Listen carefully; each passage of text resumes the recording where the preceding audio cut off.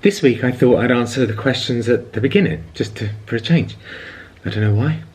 Maybe that would be nice. Louise UK Love on Twitter says, can a non-addict use the steps to better their mental health? I'm not an addict, but I have the mindset of one. I self-medicate by overspending and eating bad food and retreating from the world.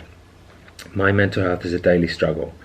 Well, yeah, isolation is a big thing in addicts. It's one of the biggest symptoms of addiction, I think. Isolating, taking yourself away from the world so you can use. I used to do that. I would go and I would get drugs in with other people, and then I would squirrel them away and go home to do them. I would never share, and I would just go out purely to get drugs and then take them back home and do them on my own till I was unconscious. It was all about isolation. I didn't want to be around anyone. I didn't want anyone interfering with my using experience. I wanted to go inside. I wanted oblivion. I wanted to black out. I wasn't interested in social. So isolation is a big one. And yes, the steps will work for everything you mentioned there, Louise, because food is addictive and you can be addicted to food. And that was my first addiction. Sugar and food, you can use it to fill the hole in the soul. I don't feel good enough. I'm depressed. Food, sugar, but it doesn't work. Like, the hole's still there, but you still use it. That can definitely work. And yeah, overspending, that's money, another addictive thing. Consuming outside things, the house, the clothes, the car, the jewelry, that's in filling the hole in the soul as well. Oh, I must put stuff in this hole, put it in, food, money, stuff. But again, it doesn't work, because this hole inside needs filling with something, and we try food, money, sex, gambling, drugs, alcohol. We try everything to fill it and nothing works. So that's why these steps are a way to fill it also. Sorry, that's the washing machine. Yeah, glamorous, these video shoots. Katrina N. Raider on Twitter says, is there a different book for addicts and alcoholics, or is it the same book? Do you always need a sponsor, or do you become a sponsor after you've reached a certain point of sobriety? There are different versions of the big book, but it's the same message. Everyone uses the same steps. For a sponsor, you need to have a sponsor all the way through, because you need someone to check in your crazy thoughts with. Or I do, and I don't have one at the moment, which is terrible. I really need one. It's good to run your crazy shit past someone so they can say, you're crazy, stop doing that, you're weird. Anyway, on to step 3. Now, remember when we said in step 2 that you can have a higher power of your own understanding for this program to work, and many people that don't believe in religion or don't even believe in God have got multiple years sober. Many atheists have got multiple years sober in this program from just having a higher power of their own understanding. So this step, I think, is where a lot of people see it in the walls in AA meetings. They have the steps on the walls, and sometimes people see this step and it's the one that freaks them out a little bit. And we'll get to that in a minute, but it is. Step 3, made a decision to turn our will and our lives over to the care of God as we understood him. Now, it's old language, isn't it? As we understood him, and even, the word God in an old-fashioned way might mean, the guy in the sky with the long beard, and some people do believe that, and it helps them in the program. Other people have different higher powers, different concepts, but it's basically anything that isn't you, because our own thinking got us into this crazy addiction in the first place. And for me, no matter what of my own power I used, I couldn't stop. Like, I used all my power. Every bit of power I had, or will, I used to stop drinking and using, wasn't working. And that same will was working in other areas of my life. Like, in my career was really successful. I would set my mind to something and I would go after it, and I would usually achieve it. And my will and my self-power from inside was working great in other areas, but it didn't mean anything to the addiction. I couldn't use it around addiction. It wasn't working. And it was very confusing to me. I couldn't, with self-will, stop. Willpower didn't work.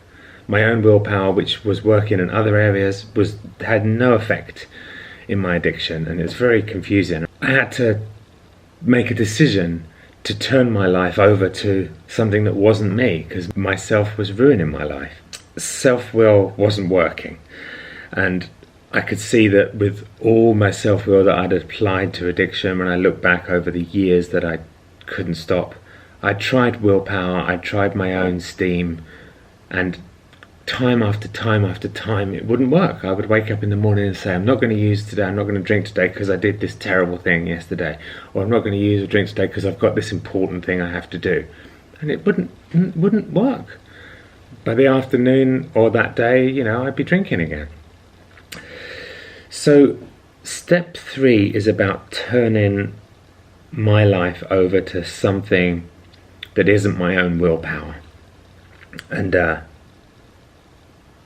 word God, I used to hear in meetings, people, when they struggle with the God thing, people would say God can mean gift of desperation. I like that one, although I do believe in God, but for some people, the idea of God, G-O-D, gift of desperation, means that they got so desperate that they came into the program, and that act of being so desperate was a God for them because it made them get out of themselves and try something different. An acronym for God is group of drunks.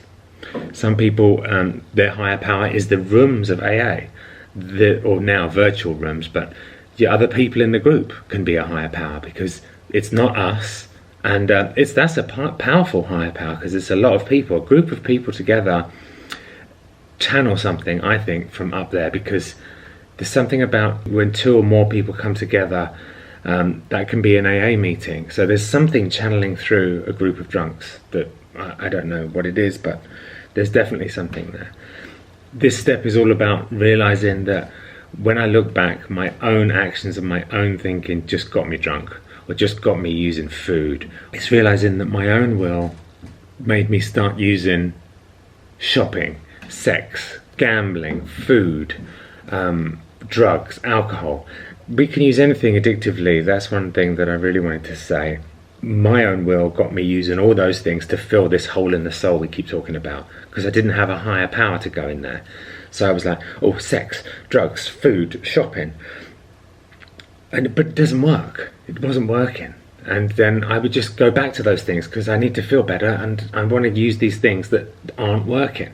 So it was, like we said before, the definition of insanity, doing the same thing over and over again and expecting a different result. So step 3 is just making the decision that I'm not in control. I'm not going to try my own willpower anymore. That's basically, step 3 was that for me. So it was very easy. Step 3, made a decision to turn my will over. Like, I can't do it. I've tried, it doesn't work. So I'm willing to accept the possibility that a higher power can come in and guide me, or just stop me using every day, stop me drinking every day. And once I made that decision, the very next day I didn't drink for the first time. That was day 1. So that's pretty amazing. And I thought, okay, that worked. I used to say in rehab, what does it mean, turn my will and my life over? Does that mean I just stay in bed all day? Like, what do I do then? The guy was like, try it for 1 day, and if it doesn't work, go back to your way. I tried it for 1 day and I didn't drink, so I carried on going.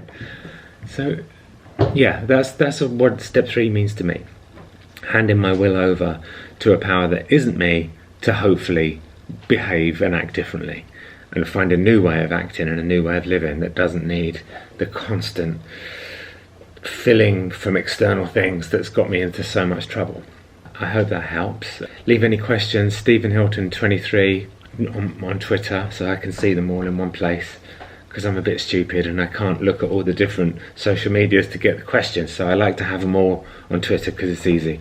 So tweet me any questions there, and we'll do step 4 next week. Step 4 is a big one in terms of length, so we might have to split step 4 up into 2, but step 4 is a really interesting one. Step 4 is like where lots of people in the program fall off because it's the first one that you really start digging deep. So it's an interesting step.